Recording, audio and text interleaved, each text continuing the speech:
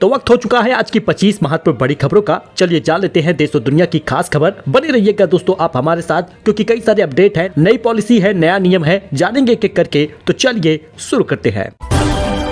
बात करें पहले खबर की, तो राशन कार्ड ई-केवाईसी को लेकर प्रशासन सख्त हो गया है। अब कोटेदार पर होगी कार्रवाई, राशन कार्ड धारकों को भी होगी परेशानी। उत्तर प्रदेश में राशन कार्ड धारकों के लिए जरूरी खबर है। अगर आपने अभी तक अपने राशन कार्ड यूनिट की ई-केवाईसी नहीं कराई तो जल्द से जल्द करा ले। समय सीमा के भीतर ई-केवाईसी पूरी नहीं होने पर कोटेदार पर कार्रवाई हो जाएगी और राशन कार्ड यूनिटों को भी निरस्त कर दिया जाएगा। अभी तक जिले में केवल 65% राशन कार्ड यूनिटों की ई-केवाईसी प्रक्रिया हो पाई है। यही हाल हर जिले का है। तो दोस्तों इस दिसंबर महीने में 10-12 दिन ही ई-केवाईसी होगी। देर मत करिए, फटाफट ई-केवाईसी करा लीजिए। और कोटेदार अगर ई-केवाईसी में आनाकानी करते हैं तो पेनाल्टी लगेगी। दोपहर 1 बजे के बाद ई-केवाईसी होगी। अभी राशन वितरण होगा, उसके बाद ई-केवाईसी की जाएगी। वही दोस्तों स्पेन में स्मार्टफोन पर मिलेगी तंबाकू जैसी चेतावनी, जल्द कानून लाने की तैयारी में है सरकार। डॉक्टर भी इलाज के दौरान स्क्रीन टाइम पूछेंगे। यूरोपीय देश स्पेन में स्मार्टफोन पर जल्द ही तंबाकू जैसी स्वास्थ्य के लिए हानिकारक वाली चेतावनी देखने को मिलेगी। स्पेन की सरकार को एक्सपर्ट की एक कमेटी ने स्मार्टफोन के इस्तेमाल से जुड़ी सलाह दी है। इनमें देश के स्मार्टफोन बेचने वाली कंपनियों के फोन पर स्वास्थ्य से जुड़ी खतरों को लेबल करने की सलाह दी गई है। इसके अलावा कमेटी ने अपनी रिपोर्ट में देश के अंदर डॉक्टर से मरीजों के इलाज के दौरान उनका स्क्रीन टाइम पूछने की सलाह भी दी है। स्पेन बच्चों के स्मार्टफोन के इस्तेमाल को कंट्रोल करने के लिए कानून बनाने की तैयारी कर रहा है। वही विधवा पेंशन को लेकर बड़ी खबर सामने आ रही है। पेंशन योजना 1 जनवरी 2025 को बड़ा लाभ मिल सकता है। पेंशन बढ़कर मिल सकती है। भारत सरकार द्वारा चलाई जा रही विधवा और विकलांग पेंशन योजनाएं समाज के कमजोर और जरूरतमंद वर्गों का एक महत्वपूर्ण आर्थिक और सामाजिक सुरक्षा प्रदान करती है। ये योजना उन लोगों के लिए सहायता प्रदान करती है जिनकी आजीविका किसी न किसी कारण से प्रतिकूल रूप से प्रभावित रही है। अब बताया जा रहा है सोशल मीडिया और अन्य प्लेटफॉर्म पर यह खबर फैल गई है कि 1 जनवरी 2025 से इन योजनाओं में बड़े बदलाव होने वाले हैं। पेंशन या तो दोगुनी हो जाएगी या पेंशन बढ़ाकर दिया जाएगा। नए पात्रता नियम लागू भी हो जाएंगे। पूरी प्रक्रिया को डिजिटल रूप से अनिवार्य कर दिया जाएगा। खबर आप देख सकते हैं। बाकी आप जान लीजिए कि पेंशन योजना में अगर बढ़ोतरी होती है तो यूपी वालों को बड़ा फायदा होगा। वह इंडियन प्रीमियर लीग की ब्रांड वैल्यू जो है वो 1 लाख करोड़ रुपए हो गई है। वही दोस्तों स्विगी और इंस्टामार्ट से सामान मंगाना महंगा हो सकता है। वह new generation Honda image launch हो चुकी है। जी हां दोस्तों, दुनिया की सबसे popular T20 cricket league IPL की टोटल ब्रांड वैल्यू जो है वो पिछले साल के मुकाबले 13% बढ़कर $12 मिलियन यानी 1.01 लाख करोड़ रुपए पहुंच गई है। ब्रांड वैल्यूएशन करने वाली कंपनी ब्रांड फाइनेंस की नई रिपोर्ट में यह जानकारी सामने आई है।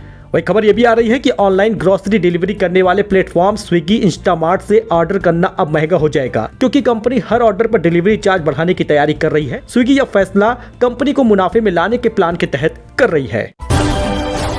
प्रियंका गांधी की अमित शाह से मुलाकात, कहा राजनीति से ऊपर उठकर वायनाड लैंडस्लाइड पीड़ितों की मदद करिए। पीएम ने कुछ नहीं किया है। वायनाड सांसद प्रियंका गांधी के नेतृत्व में बुधवार को केरल के सांसदों का डेलीगेशन केंद्रीय गृह मंत्री अमित शाह से मिला। मुलाकात के दौरान केंद्र की ओर से वायनाड में लैंडस्लाइड से प्रभावित लोगों को पुनर्वास के लिए 2000 करोड़ रुपए का फंड रिलीज करने की मांग की गई है। वहीं आंध्र प्रदेश को हराकर यूपी बना चैंपियन। गोरखपुर में कबड्डी प्रतियोगिता, सीएम योगी ने विजेता टीम को किया है पुरस्कृत। गोरखपुर के रीजनल स्टेडियम में आयोजित अखिल भारतीय कबड्डी प्रतियोगिता में उत्तर प्रदेश यूपी चैंपियन बन गया है। उत्तर प्रदेश ने फाइनल के रोमांचक मुकाबले में आंध्र प्रदेश को 54 के मुकाबले 52 अंक से हरा दिया है। वही दिसंबर में हुआ गर्मी का एहसास, 30 डिग्री तापमान हुआ है। 52 साल का टूटा रिकॉर्ड। मौसम वैज्ञानिक बोले 48 घंटे में बदलेगा मौसम, छाएंगे घने बादल। चक्रवाती तूफान फेंगल के असर से गुरुवार को तूफानी हवाएं चल रही हैं। ऊपरी सतह के बादलों के कारण अधिकतम और न्यूनतम पारा चढ़ गया है। बुधवार को सीजन यानी दिसंबर का सबसे गर्म दिन और रात रही है। दिन का पारा तो 30 डिग्री के करीब पहुंच गया था, जिससे मौसम वैज्ञानिक अचरज में आ गए। वही मौसम वैज्ञानिकों के अनुसार अब तेज जमीनी हवाएं चलती रहेंगी। 24 से 48 घंटे के बीच घने बादल देखने को मिलेंगे और कोहरा भी होगा। तो दोस्तों ज्वेलर्स की दुकान और गैस एजेंसी चलाने को लेना होगा लाइसेंस। आगरा नगर निगम 32 नए व्यवसाय को लिए लागू करने जा रहा है ट्रेड लाइसेंस। जल्द शुरू होगी लाइसेंस बनाने की प्रक्रिया। आगरा नगर निगम अपनी आय बढ़ाने के लिए 32 नए कारोबारों को ट्रेड लाइसेंस के दायरे में लाने जा रहा है। इससे नगर निगम को 1 करोड़ से अधिक की आय होने का अनुमान है। इसके लिए सभी तैयारियां पूरी कर ली गई हैं। आगामी 1 सप्ताह के भीतर ट्रेड लाइसेंस जारी कर दिया जाएगा। तो आगरा में पुष्पा 2 की दीवानगी इस कदर की टिकट के लिए मारामारी हो रही है। यहाँ पर 80 शो हैं और सभी के टिकट बुक है। सुपरस्टार अल्लू अर्जुन और रश्मिका मंदाना की फिल्म पुष्पा 2 द रूल कल रिलीज हो चुकी है और पुष्पा पार्ट 1 में अल्लू अर्जुन की दमदार एक्टिंग की लोग भूले नहीं हैं। ऐसे में फैंस पर पुष्पा 2 का जबरदस्त क्रेज देखने को मिल रहा है। गुरुवार को भी फिल्म के 80 शो थे, शुक्रवार को भी 80 शो है। नाइट शो के टिकटों के लिए मारामारी हो रही है। तो मॉनेटरी पॉलिसी लागू हो सकता है। रेपो रेट पर आरबीआई का फैसला आज आ सकता है। घटेगी आपकी ईएमआई। मौद्रिक नीति समिति एमपीसी में लिए गए फैसलों की घोषणा शुक्रवार 6 दिसंबर को होना तय है। दास अपने मौजूदा कार्यालय की आखिरी एमपीसी बैठक की अध्यक्षता कर रहे हैं। उनका कार्यकाल 10 दिसंबर को खत्म हो जाएगा, लेकिन बताया जा रहा है कि रेपो रेट पर इस बार बढ़ोतरी हो सकती है और आपकी ईएमआई घटने के बजाय बढ़ सकती है। वही पुष्पा 2 ट्विटर रिव्यू जरा जानिएगा। फिल्म देखने के बाद आए लोगों के रिएक्शन जान लीजिए। बताया कैसी है अल्लू की फिल्म। जी हाँ, पुष्पा 2 का क्रेज तो लगातार है, लेकिन क्या यह फिल्म देखने लायक है? क्या यह फिल्म पुष्पा 1 से बेहतर है या नहीं? अल्लू अर्जुन और रश्मिका मंदाना की फिल्म पुष्पा 2 रिलीज हो चुकी है। फिल्म को अब तक क्रिटिक्स ने जो अच्छा रिस्पॉन्स दिया है, उससे यही लगता है कि यह मूवी दमदार है। सोशल मीडिया पर फिल्म देखने के बाद दर्शक अपना रिव्यू दे रहे हैं। एक यूजर ने लिखा अल्लू अर्जुन का स्क्रीन प्रेजेंस काफी शानदार है, पर एक ने बताया कि फर्स्ट हाफ जो है वो ब्लॉकबस्टर है। एक यूजर ने लिखा फिल्म थोड़ी लंबी होगी, लेकिन डायरेक्टर सुकुमार ने फिल्म का विजन अच्छा रखा है। अल्लू की परफॉर्मेंस बेस्ट है।